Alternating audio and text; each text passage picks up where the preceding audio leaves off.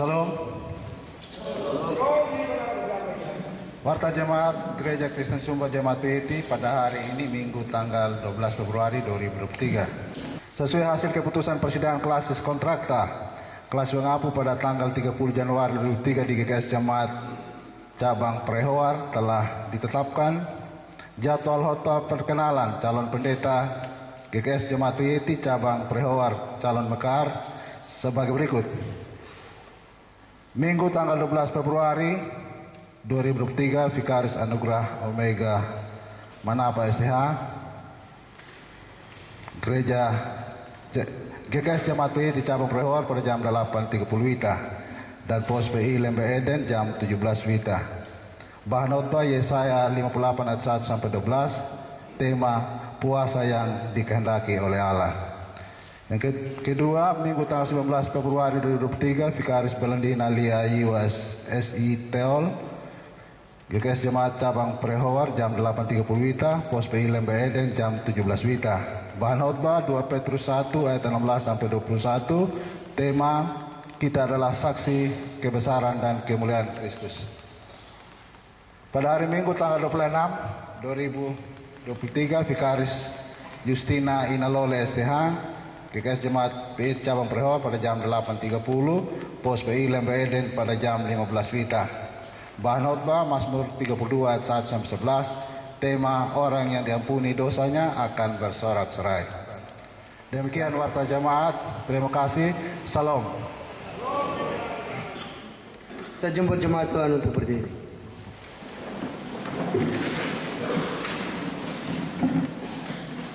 Bapak Ibu, saudara-saudariku yang dikasihi dan mengasihi Tuhan, di dalam menjalani kehidupan ini tentu kita harus bersyukur atas kebaikan dan kemurahan Tuhan. Karena begitu besar cinta kasih-Nya, Ia masih memelihara kita sampai dengan saat ini.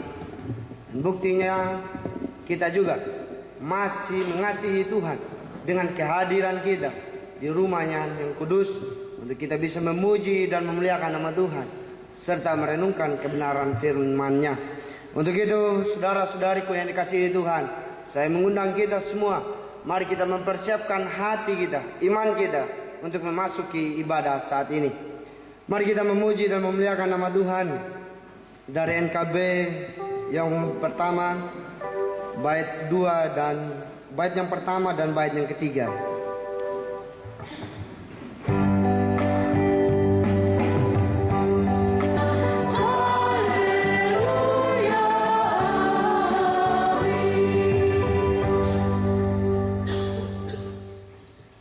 Saudara-saudariku yang dikasihi dan mengasihi Tuhan, mari kita merendahkan diri di hadapan Tuhan untuk kita menaikkan doa pribadi di hadapan-Nya. Saat teduh bagi kita. Pertolongan bagi kita dalam persekutuan saat ini datangnya dari Allah yang telah menjadikan langit dan bumi, laut dan segala isinya. Allah yang setia memelihara ciptaan tangannya sampai selama-lamanya, dan yang tidak pernah meninggalkan karya tangannya. Salam kasih karunia dan damai sejahtera dari Allah Bapa dan Tuhan kita Yesus Kristus dalam persekutuan dengan Roh Kudus atas kita sekalian. Amin. Jemaat Tuhan dipersilakan duduk kembali. Bapak Ibu, saudara-saudari yang dikasihi Tuhan, saya akan membacakan nas pembimbing kita Matius pasal 6 ayatnya ke-16 sampai dengan ayatnya ke-18. Kamu yang melihat yang tersembunyi akan membalasnya kepadamu. Mari kita merespon nas pembimbing kita dengan menyanyi dari NKB 204 bait yang pertama.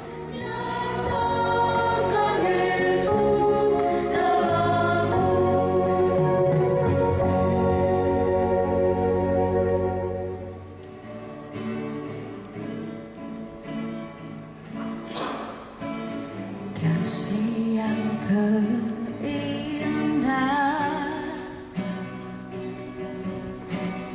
hati yang mulia,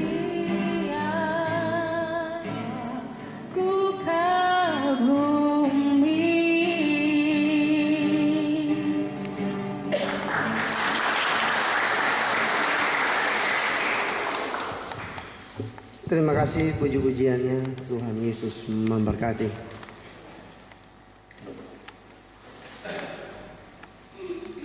Bapak Ibu, saudara-saudari yang dikasihi dan mengasihi Tuhan, sebagai orang yang beriman, kita memiliki kerinduan untuk melakukan apa yang baik, apa yang benar, dan apa yang menjadi kehendak Tuhan.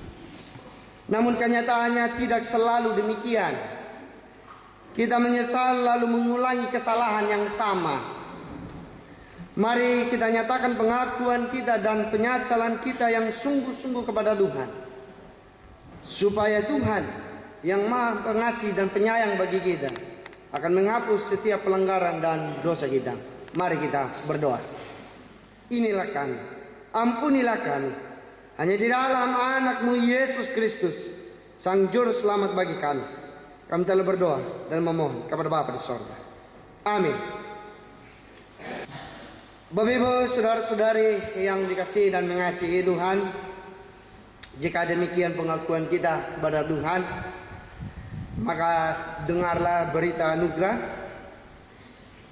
Mari kita merespon berita anugerah kita dengan menyanyi dari Kidung Jemaat 462, bait 3 dan bait yang keempat.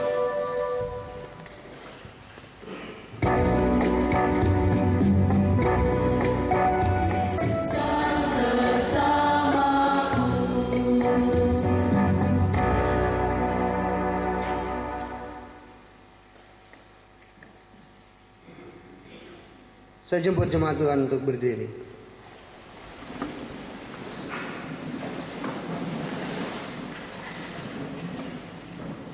Saudara-saudari yang dikasihi Tuhan, darah yang mengalir di atas kayu salib telah menjadi tanda bahwa setiap orang telah diselamatkan dari kuasa dosa. Ia yang tidak mengenal dosa telah dibuatnya menjadi dosa karena kita, supaya di dalam Dia kita dibenarkan oleh Allah. Maka ada petunjuk hidup baru yang dapat menuntun kita untuk kita menjalani kehidupan ini dengan setia dan taat kepada Tuhan, yang terambil dari Lukas pasal 4 ayat yang ke-18 dan ayat yang ke-19, untuk membebaskan orang-orang yang tertindas, untuk memberitakan tahun rahmat Tuhan telah datang. Mari kita merespon petunjuk hidup baru kita dengan menyanyi dari PKJ 185, bait yang kedua dan bait yang kelima. Berarti kita memuliakan namanya. Jemaat Tuhan dipersilakan duduk kembali.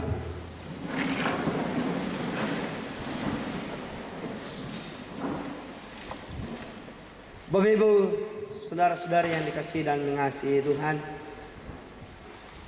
kini kita akan merenungkan kebenaran firman Tuhan. Sebelum kita merenungkan kebenaran firman-Nya, kita perlu mengundang Tuhan, sehingga Ia akan mencurahkan roh-Nya kepada kita masing-masing, dan akan kita merenungkan kebenaran firman Tuhan. Mari kita berdoa. Biarlah semuanya sesuai dengan kehendak-Mu.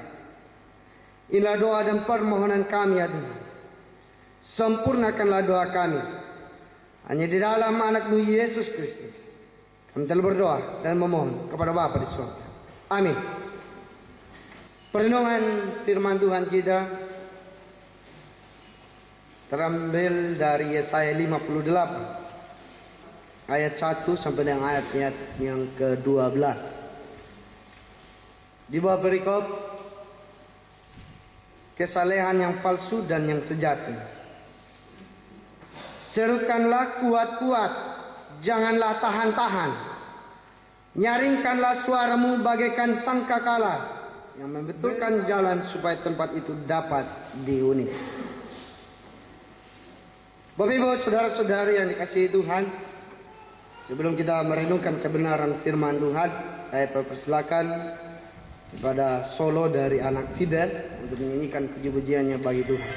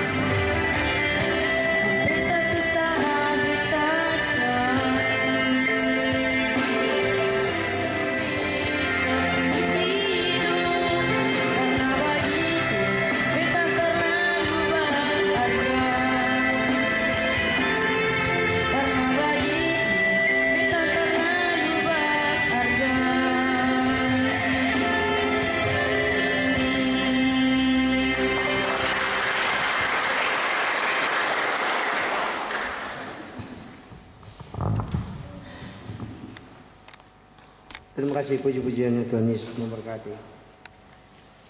Saudara-saudariku yang dikasihi Tuhan, saya mengambil tema yaitu kuasa yang dikehendaki oleh Tuhan.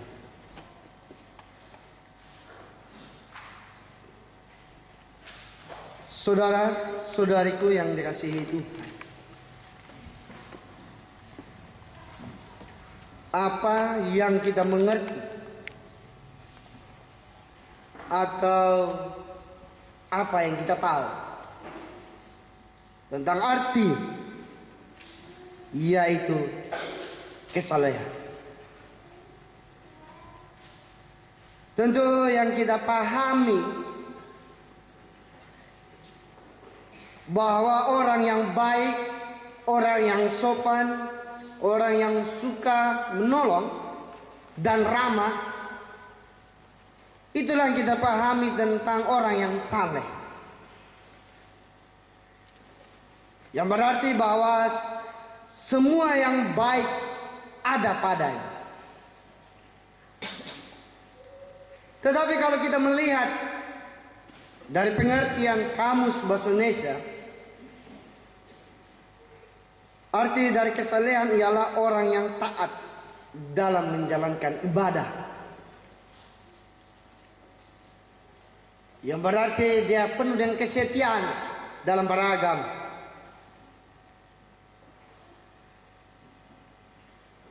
Lalu apa juga yang kita mengerti tentang puasa? Tentu yang kita mengerti ialah puasa merupakan sesuatu hal yang berhubungan dengan jasmani, yaitu tidak makan dan tidak minum. Hanya sejauh itu yang kita mengerti. Tetapi kalau kita melihat di dalam kamus bahasa Indonesia, meniadakan makan dan minum dengan sengaja berkaitan dengan agama. Yang berarti ada tujuan dan maksud sehingga berpuasa. Terlebih khusus itu berkaitan dengan ajaran agama.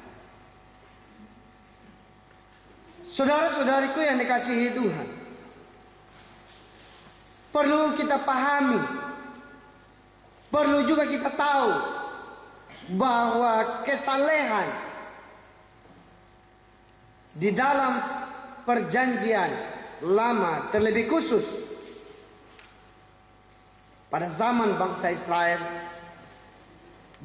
Israel mengerti kata kesalehan itu merupakan ketaatan dalam melakukan kebiasaan-kebiasaan dalam ibadah karena merupakan tradisi sejak dulu.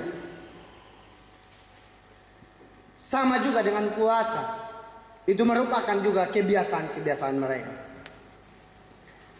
Bangsa Israel berpuasa karena ada maksud dan tujuan. Karena mereka mengalami namanya penderitaan. Mereka mengalami namanya kesesakan. Sehingga mereka harus melakukan kebiasaan-kebiasaan itu. Kalau mereka melakukan yang namanya kebiasaan-kebiasaan, pastilah mereka mengerti bahwa Allah akan menunjukkan belas kasihan.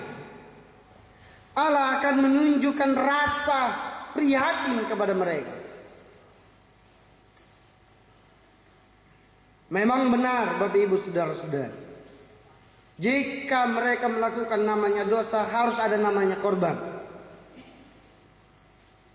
yaitu korban penebusan dosa. Dan harus melakukannya supaya apa?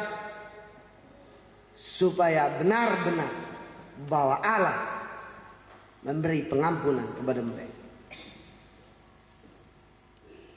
Dan juga Bapak Ibu Saudara-saudari, mereka itu saleh saleh itu hanya sebatas ketidaktaatan mereka. Yang artinya ketidaktaatan mereka itu hanya kepada Allah, yang berarti bahwa mereka saleh dengan hal-hal tertentu. Mereka tidak benar-benar mengikuti apa yang menjadi kesalehan sesungguhnya, yang hanya melihat pada diri mereka. Saya harus menjadi saleh, saya harus menjadi orang baik, saya harus menjadi ramah. Itu adalah tanggung jawab. Itu merupakan kebiasaan. Memang benar, itu harus dilakukan. Tetapi bukan untuk dilihat Tuhan, mohon maaf, bukan untuk dilihat orang, tetapi bagaimana dengan kesungguhan iman yang dilihat oleh Tuhan, yang dinilai oleh Tuhan, bukan yang dinilai oleh manusia. Karena manusia hanya menilai apa yang dilihat, apa yang kelihatan, tetapi Tuhan menilai apa yang tidak dilihat, yaitu iman. Saudara-saudariku yang dikasihi Tuhan, dalam pembacaan kita, yaitu kisah seorang bangsa Israel yang sudah dibebaskan, yang berarti bahwa mereka tidak ada lagi dalam penderitaan. Mereka sudah bebas dari bangsa Israel, dari bangsa Babel, yaitu bangsa yang memperbudak mereka, yang menginjak mereka, yang berarti mereka tidak mempunyai kebebasan di bangsa Babel. Dengan penindasan yang ada, mereka berteriak, berseru kepada Tuhan. Supaya apa? Supaya Tuhan melihat mereka, supaya Tuhan berpaling kepada mereka. Tetapi tidak sekejap apa yang mereka pikirkan. Butuh waktu yang lama, karena mereka harus melalui namanya proses. Allah membiarkan mereka merasakan namanya penderitaan. Allah membiarkan mereka merasakan namanya penganiayaan. Supaya apa? Mereka sadar dan berbalik kepada Allah. Mereka dibuang di bangsa Babel bukan dengan tanpa tujuan. Allah punya tujuan bagi mereka, yaitu pertobatan. Ketika mereka bebas, mereka melakukan apa yang jahat di mata Tuhan, apa yang kurang berkenan di mata Tuhan. Allah membuang mereka di bangsa Babel bukan karena kebencian, bukan karena Tuhan marah kepada mereka, yang berarti bahwa Tuhan tidak menyetujui sikap mereka atau perilaku mereka, sehingga Tuhan membuang mereka dengan tujuan supaya mereka sadar. Dan ketika Tuhan melihat penderitaan mereka yang sudah cukup lama, Tuhan membebaskan mereka dari bangsa Babel. Mereka boleh pulang ke bangsa mereka sendiri, atau di tanah mereka sendiri, yaitu di Yerusalem. Mereka bebas, yang berarti tidak ada lagi penindasan, yang berarti tidak ada lagi penganiayaan. Mereka sudah bebas. Dengan kebebasan yang mereka alami, mereka juga tetap melakukan apa yang menjadi kemauan mereka. Mereka tetap melakukan apa yang menjadi keinginan mereka, yaitu tetap juga terjadi penindasan di antara mereka. Mereka juga tetap melakukan namanya kebiasaan-kebiasaan mereka. Kenapa? Karena dalam pemikiran mereka, ketika mereka melakukan namanya kebiasaan, maka Allah akan melihat. Maka Allah akan menolong mereka. Memang kenyataannya seperti itu, Bapak Ibu. Itulah yang terjadi kepada mereka. Mereka hanya mau seperti sesuatu yang terjadi itu instan yang terjadi pada mereka. Mereka tidak melihat bahwa apa yang mereka lakukan itu sudah jauh dari kehendak Tuhan. Tuhan tidak menyetujui apa yang menjadi kemauan mereka, yaitu kebiasaan-kebiasaan saja. Sehingga Allah mengutus Nabi Yesaya untuk menyatakan atau memberitahukan kepada bangsa Israel untuk berubah. Percuma kalau engkau melakukan kebiasaan-kebiasaan itu. Percuma engkau berteriak. Percuma engkau jalan di jalannya Tuhan. Tetapi engkau tidak memperhatikan orang-orang yang ada di sekitarmu. Tetapi engkau tetap melakukan apa menjadi kemauanmu. Engkau hanya ingin sesuatu hal yang terjadi padamu, yaitu sesuatu terjadi instan yang berarti Allah langsung turun tangan. Kota Yerusalem tidak seperti semula. Bukan hanya sebatas kota saja, bait Allah pun hancur. Mereka tidak mau melakukan sesuatu hal untuk memperbaiki keadaan kota mereka atau bait suci mereka. Mereka tidak mau. Mereka hanya fokus dengan kebiasaan-kebiasaan mereka. Karena itu tadi mereka berpikir pasti Tuhan akan melihat. Tuhan tidak melihat apa yang menjadi kebiasaan mereka, tetapi Tuhan melihat apa yang menjadi isi hati mereka. Tuhan melihat apa yang menjadi isi iman mereka. Kalau hanya untuk berpuasa dengan pengharapan yang harus terjadi langsung, itu percuma. Tetapi Allah mau mereka meninggalkan semuanya. Allah mau mereka berubah. Allah mau mereka berbalik kepada jalan-jalan yang sesungguhnya. Untuk itu firman Tuhan mengatakan apa?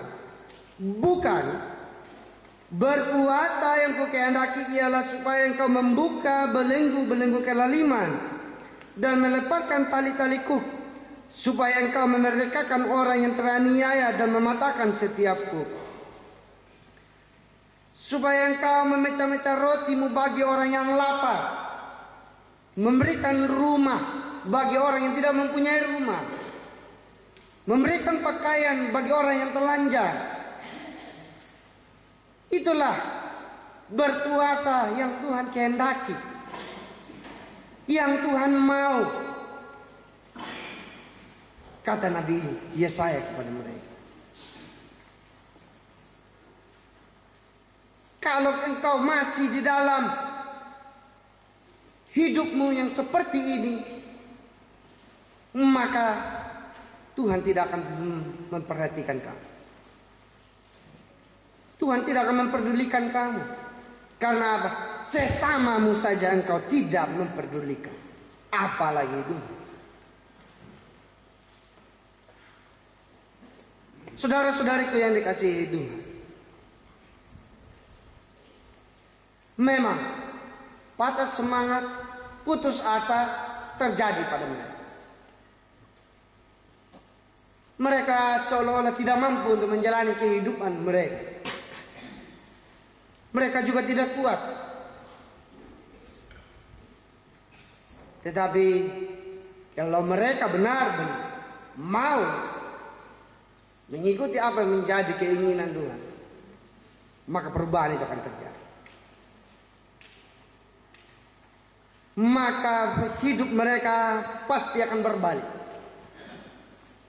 Yang dulu mengalami namanya penderitaan, sekarang akan mengalami namanya sukacita. Dulunya teraniaya, sekarang sudah merdeka. Teguran ini teguran yang keras bagi mereka, teguran yang nyata bagi mereka, hanya untuk supaya mereka berubah ke jalan yang sebenarnya. Saudara-saudariku yang dikasihi dan mengasihi Tuhan, sekarang kita akan memasuki dalam hidup kita sehari-hari. Dalam kehidupan kita sehari-hari tentunya kita akan fokus.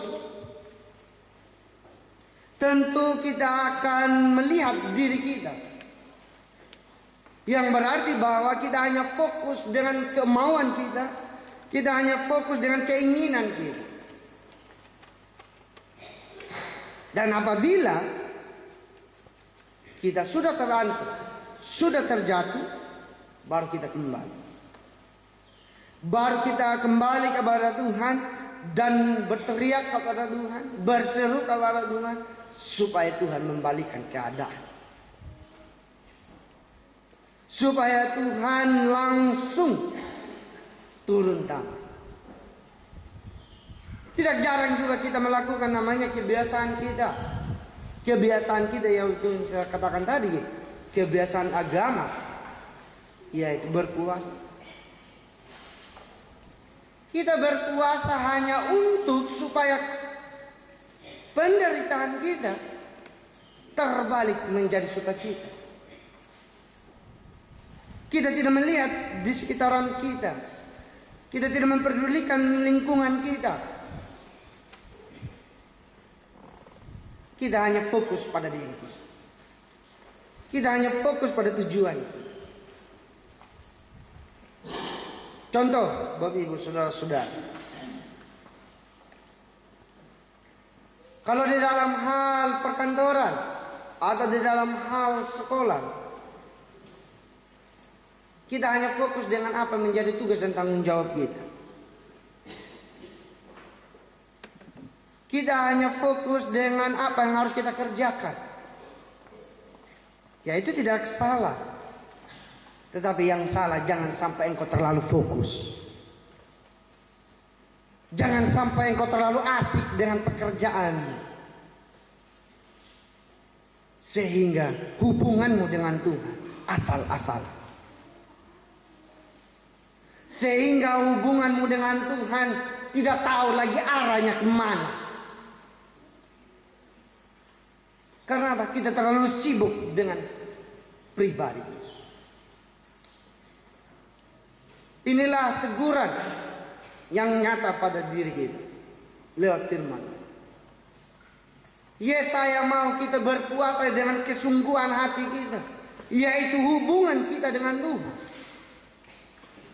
Hubungan kita dengan Tuhan tidaklah boleh kita berpuasa.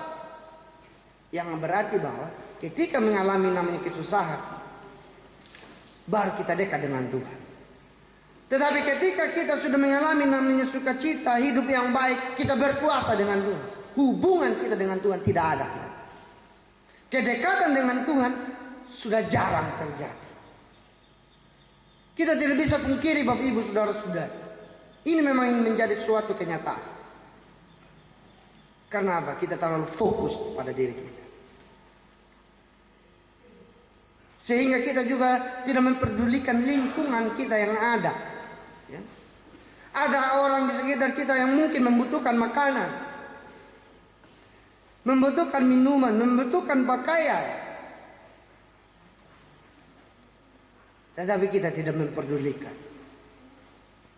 Kita hanya bilang, saya berdoa buat kau, semoga hidupmu lebih baik, supaya hidupmu lebih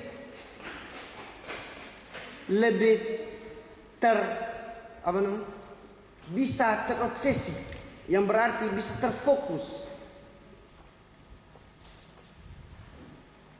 yang berarti bahwa hanya doa yang kita bisa berikan. Ketika kita mampu untuk memberikan, apa salahnya kenapa kita tidak memberi? Ketika orang benar-benar membutuhkan, kalau ada pada kita, kenapa tidak? Jangan kita fokus hubungan kita dengan Tuhan saja, tetapi Tuhan mau juga kita fokus kepada orang-orang yang ada di sekitar kita. Memang benar, yang paling terutama adalah dan terutama ialah hubungan kita dengan Tuhan. Benar. Tetapi Tuhan juga mau bagaimana kita hubungan sosial itu ada dan nyata. Jangan sampai kalau kita sibuk dengan pribadi kita, ada saja masalah. Ada saja halangan. Ada saja rintangan. Itu karena kita harus melihat diri.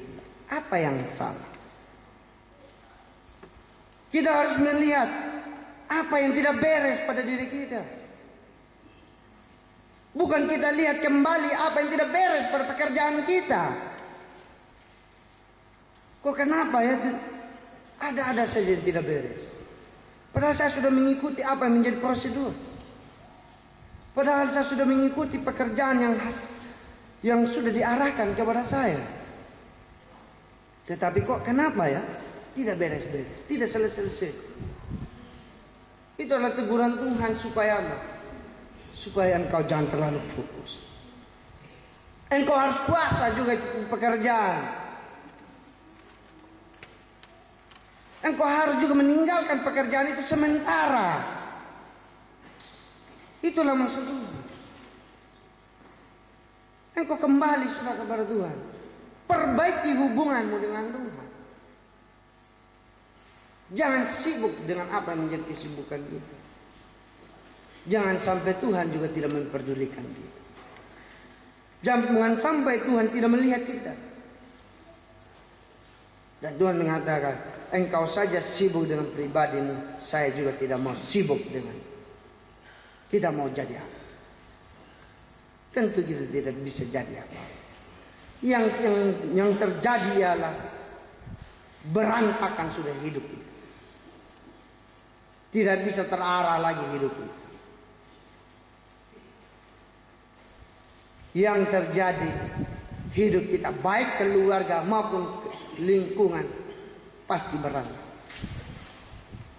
Saudara-saudariku yang dikasihi Tuhan, kalau di dalam hidup dan keluarga kita, anak dengan orang tua saling sibuk sendiri. Anak sibuk dengan HP sendiri, orang tua sibuk dengan HP sendiri. Komunikasi di antara mereka tidak ada. Makanya saya berpikir kadang, seandainya tidak ada HP lebih bagus. Supaya apa? Supaya kita bisa saling ngobrol satu dengan yang lain. Supaya apa? Supaya kita saling sharing satu dengan yang lain. Karena sudah ada HP, kita sibuk dengan HP kita masing-masing. Berarti kita tidak ada lagi hubungan kita dengan orang lain. Kita hanya sibuk dengan diri. Saudara-saudariku yang dikasihi Tuhan, mari kita kembali kepada zaman dulu. Yang bagaimana orang zaman dulu, mereka saling melihat, saling menolong, saling menopang, saling menguatkan. Kita kembali pada zaman itu. Boleh-boleh saja teknologi maju atau berkembang, boleh. Tetapi jangan teknologi itu yang menguasai kita. Tetapi kita harus menguasai teknologi. Kan seperti itu. Kita harus berkuasa juga dengan barang-barang yang seperti itu. Datang ke gereja bukan datang membawa Alkitab, bawa dengan HP. Karena kita mengatakan di dalam HP sudah ada Alkitab, benar. Tapi di dalam HP juga ada namanya Facebook. Karena sebentar iblis pasti akan goda, kau buka sudah ini. Dia akan goda. Tetapi kalau di dalam Alkitab iblis tidak bisa goda, dia mau buka apa? Yang ada firman Tuhan. Seperti itu Bapak Ibu. Ya? Makanya kita dikuasai oleh teknologi.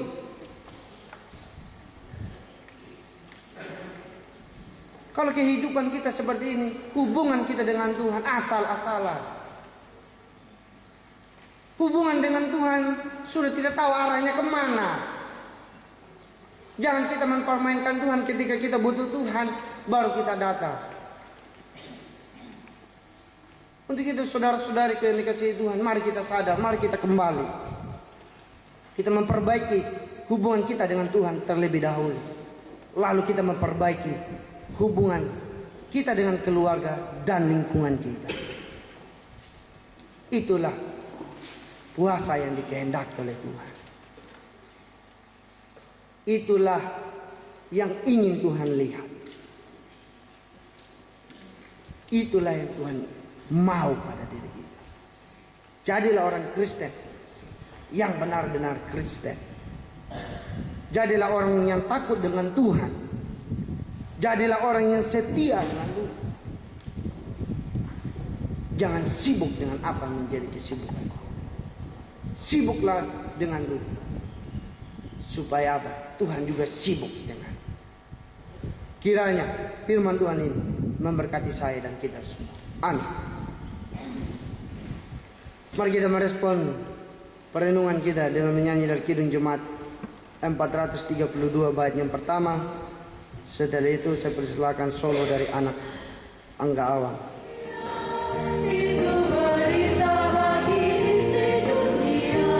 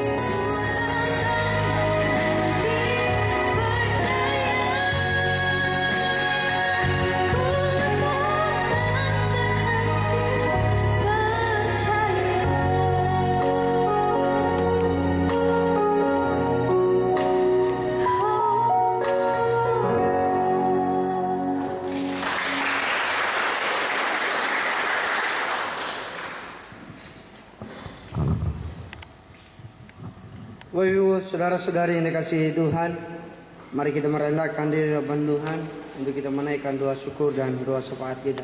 Mari kita berdoa. Selamat. Inilah doa dan permohonan kami ya Tuhan, sempurnakanlah doa kami. Hanya di dalam anakmu Yesus Kristus kami telah berdoa dan memohon kepada Bapa di sorga. Amin.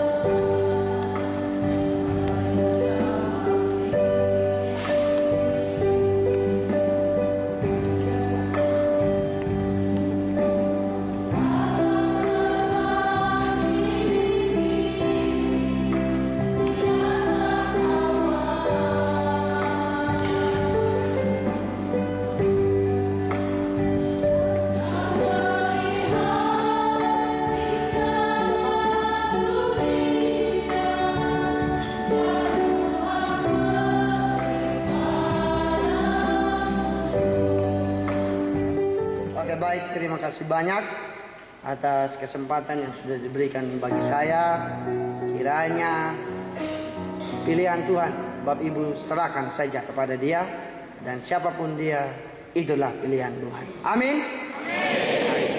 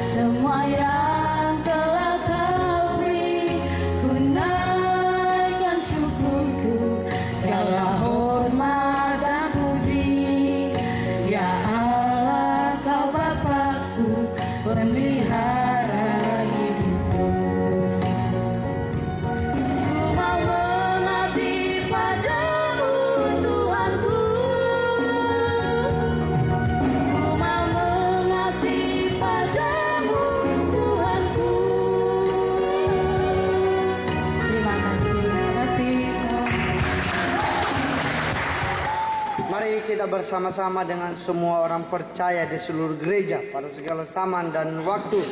Mari kita mengekalkan ke-12 pasal pengakuan iman rasuli. Kita mulai.